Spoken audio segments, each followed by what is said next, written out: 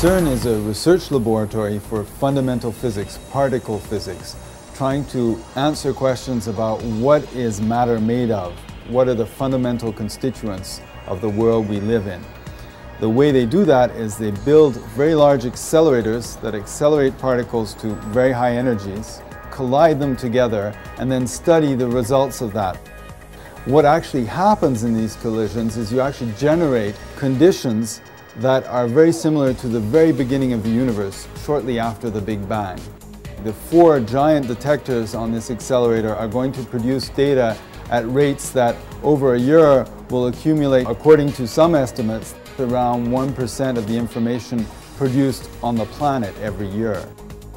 The Large Hadron Collider is the biggest physics experiment, in fact, the biggest experiment that's ever been built by scientists on this planet. Well, you can imagine with such big installations, computing is everywhere.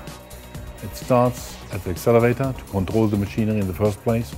There's an enormous amount of computing power embedded directly in the experiments themselves.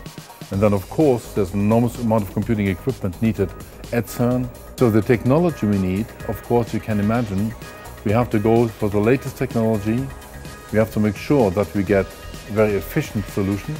We're going to go for processors who can do what we need to do. If you add up the CPU power, it corresponds to about 100,000 of today's fastest PCs. Computing is not the only part, you also need a large amount of storage. We're going to store actually a total of 15 petabytes of this per year. If we would pile up our data, every year we would create a tower of 15 kilometers high of CDs. The community we're supporting is about 8,000 scientists around the world who use its accelerators and detectors to answer these questions about what the universe is made of. It's really a gigantic team effort on a global scale.